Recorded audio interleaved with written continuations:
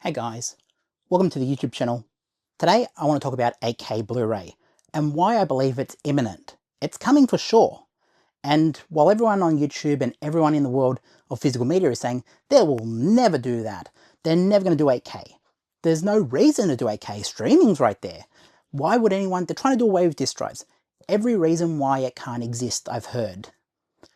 But when I start looking at 8K, it kind of makes sense. And while, look, I don't think they're going to ship this new disk format that's like 200 petabytes out there or whatever that, I think it's 200 terabytes actually. I don't think they're going to release a disk like that and say, we can put whole TV shows on this disk.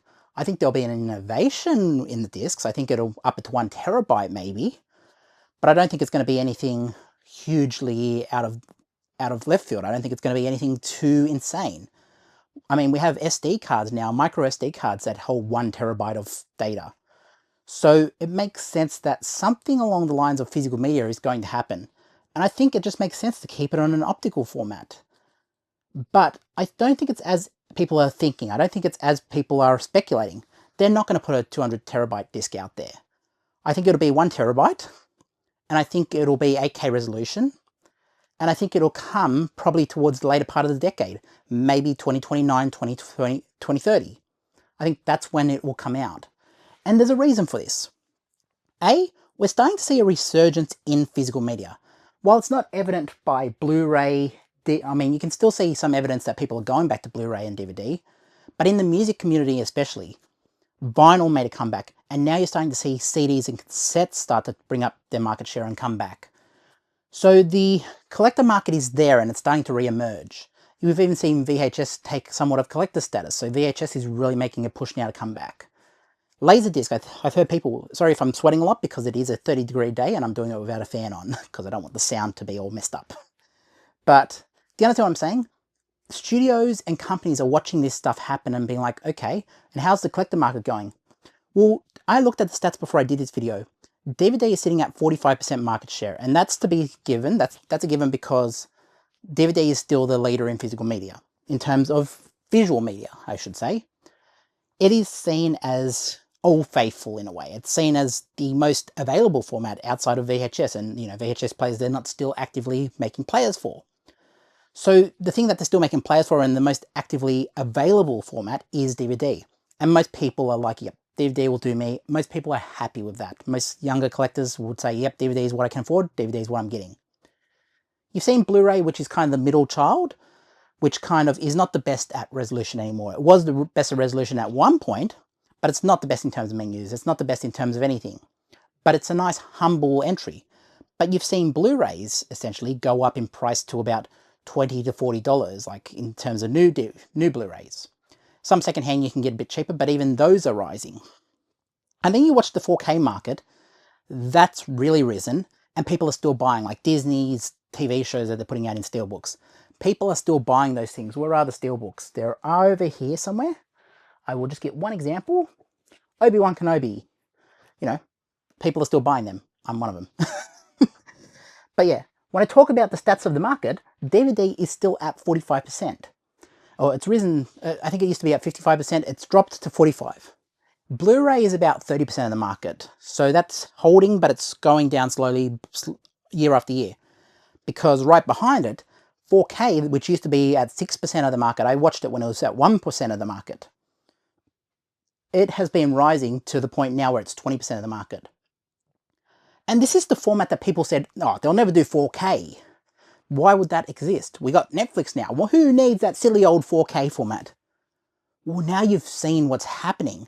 People are starting to wake up and realize that they don't actually own anything online.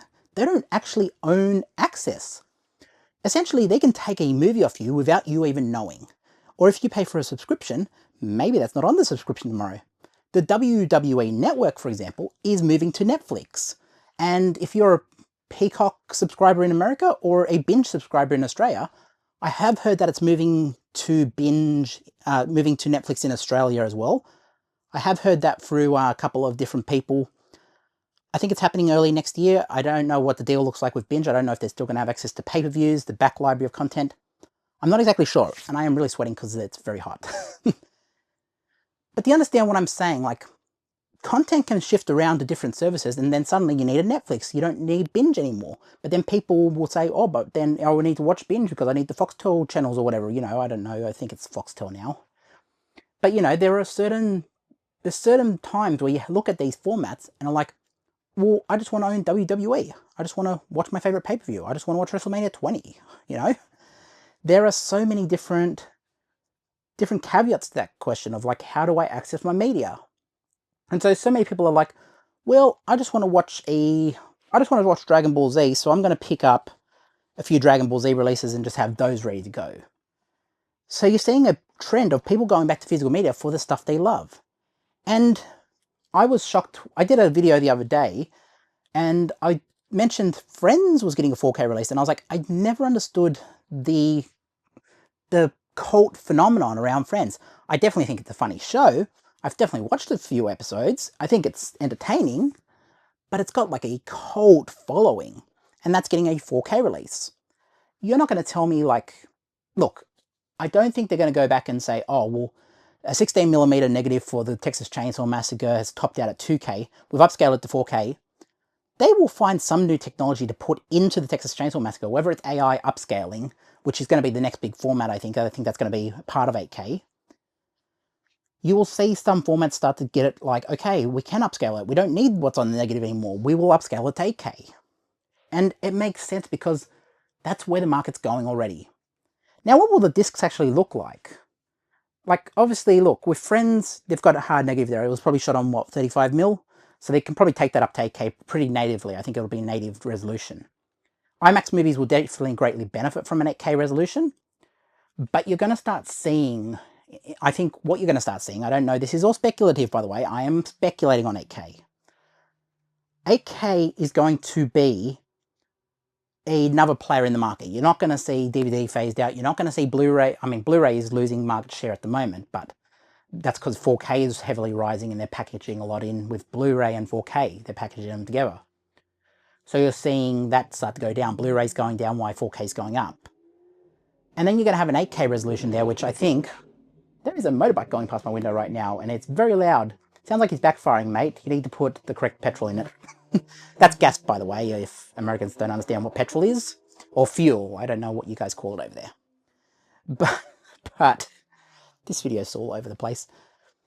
Yeah, so you understand what I'm saying. Like, 4K is not going anywhere. And I think 4K will start being packaged in with 8K releases.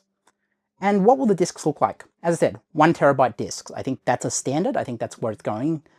Hard drives, it doesn't make sense to do hard drives. It's too hard to manufacture. You can't mass produce them in a rate that would make sense for a collector community. But I think, you know, there'll be the one collector who said, there'll be the one person in the comments who says, oh, but I got all my thing on a hard drive. Yeah, well, try housing. You can house 5 movies on a hard drive. Unless it goes up to like 16 terabytes, then you can house 16 movies, I guess. But I think, look, movies are compressed to put on these discs anyway, so you're not going to get an uncompressed version of the movie. It's actually impossible, and that's where you might see the petabyte discs come in, the 200 terabytes, whatever it is. You might see that come in that route, because studios might employ that to house like a native resolution scan of Superman or whatever. It could make sense, because uncompressed, that could be maybe 13 petabytes, you know, it could be pretty big. So you look at stuff like that, and you look at corporations will take that, but 8K will be released to the market, and I heavily believe it's going to be released to the market.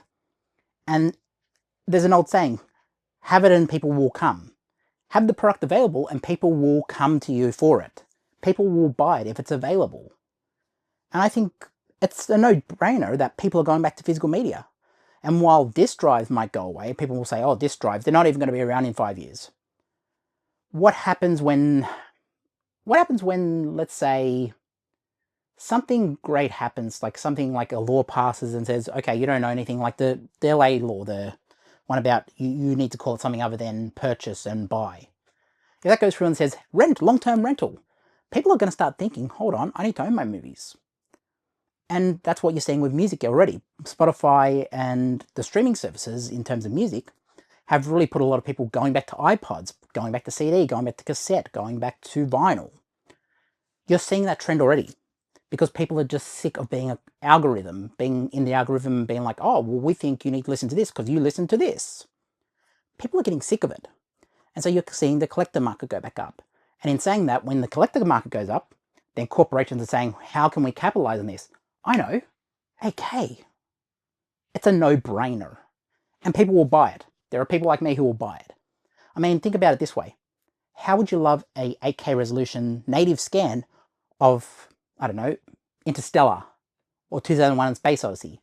These are movies that were shot in 65mm, 70mm IMAX and so on that can take full advantage of an 8K format. And while 35mm can probably maybe top out at 6K, you're still going to see more resolution than on a 4K disc.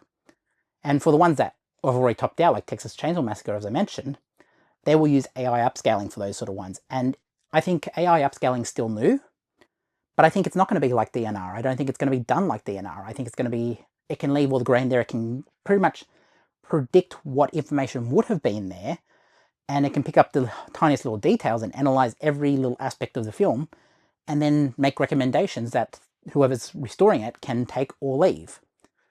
Let's just hope that James Cameron does better for 8K's transfer of Terminator 2 than he did for 4K's. Anyways, guys, am I just ranting here? Let me know what you think. Watch one of the videos over here, and I'll catch you in the next one. Peace.